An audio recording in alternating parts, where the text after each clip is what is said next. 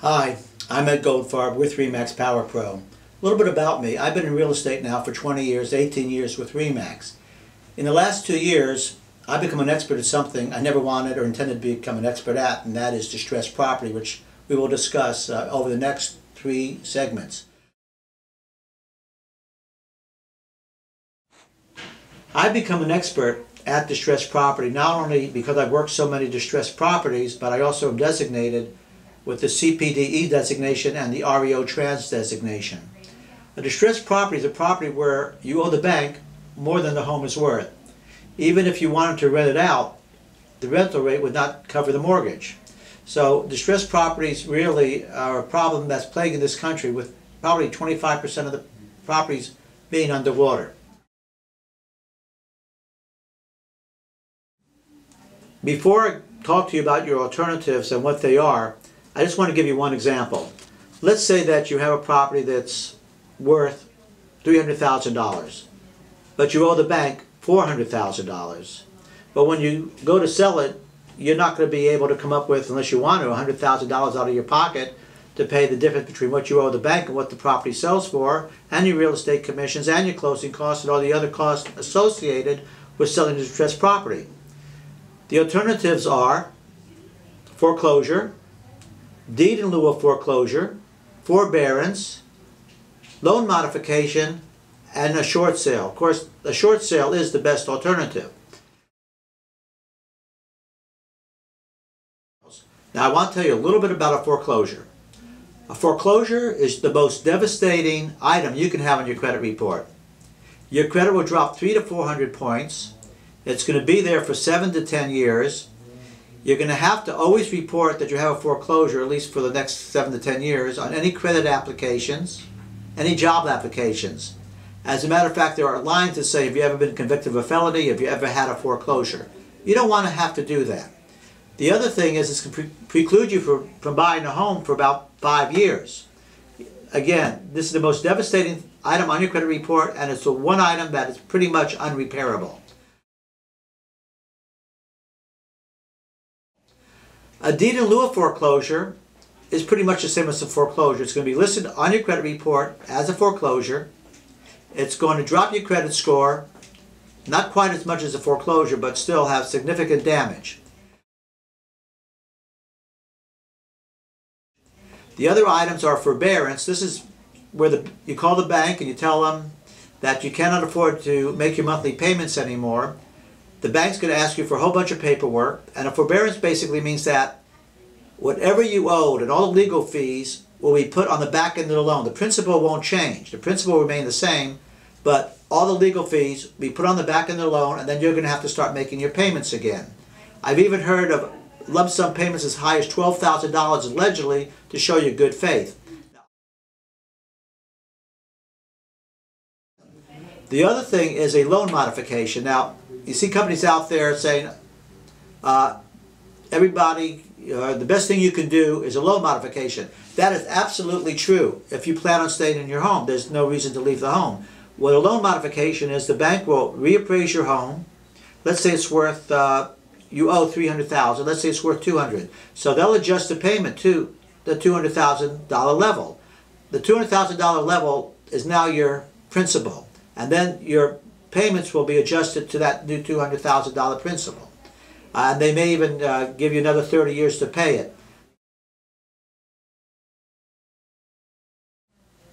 Lastly, let's talk about the short sale. This is the least damaging effect on your credit report. First of all, it's not listed on your credit report as a foreclosure. It's listed as a negotiated settlement, a settled account, or a paid account. And provided everything else is okay, like you make your car payments, your credit card payments, and any other payments on time, and the only thing you've been missing is your mortgage payment, then once your credit starts to cycle again, which is about a 24-month cycle, every month after we close on that short sale, your credit will get better and better until, if everything else is okay, you'll be up in the 700-800 range within 18 months to 2 years.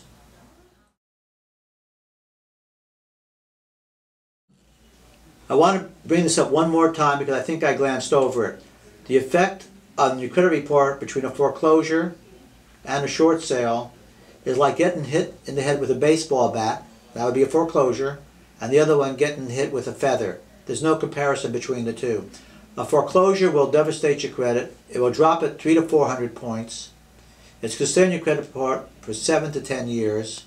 You'll have to disclose you have a foreclosure on any job or credit applications, so it can affect your future jobs. It can affect your future credit rates. A short sale has none of these effects on your credit. So obviously, the best thing to do is a short sale.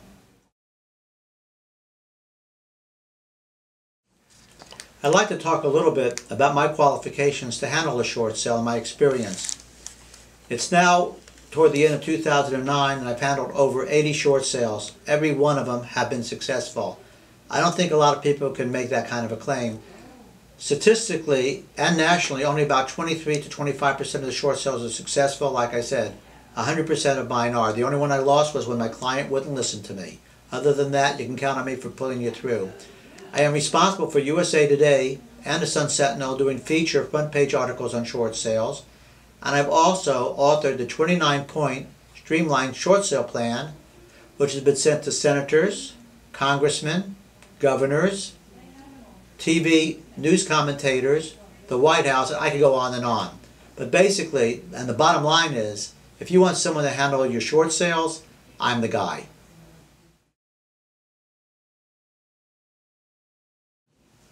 When I took the certification course as a distressed property expert, the manual was about 1 inch thick, but there's one page that I felt was very, very important. And these are basically reasons to prevent a foreclosure. Now my memory's not that good, so if you forgive me, I'm going to read directly from my notes. Number one reason you don't want a foreclosure. You will always have to disclose that you have a foreclosure on any job, credit, or mortgage applications now or in the future. This will have an adverse effect on your interest rates if you even get the loan. This is the only item that is asked specifically on your mortgage application that does not rely on your credit report. And this is the most important part of number one. There is no 7-year limit on this item. There's no 7-year limit on a foreclosure. Number two, on a foreclosure, your credit score will drop as much as 300 points, could even be more.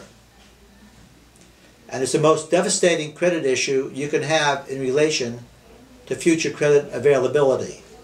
Number three, a foreclosure is the one credit report item that is almost impossible to repair.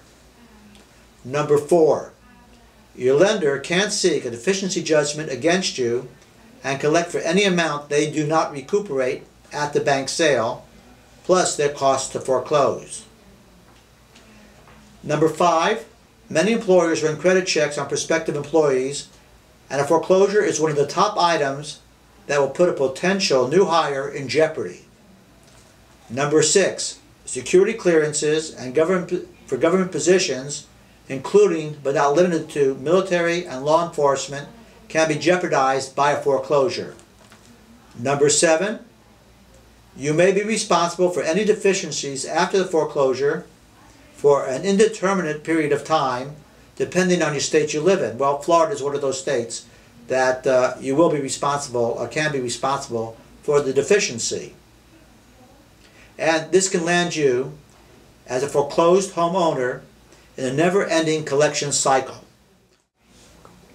As a CPDE, that's Certified Distressed Property Expert, I will explore every option with you and work toward a successful resolution. One of the most important things I want to tell you is my services are free. Yes, my services are free. I will not charge you one dime.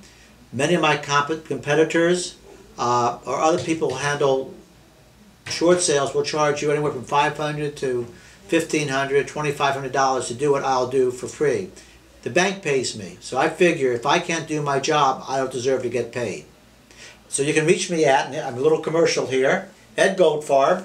You can reach me at 954-433-4831.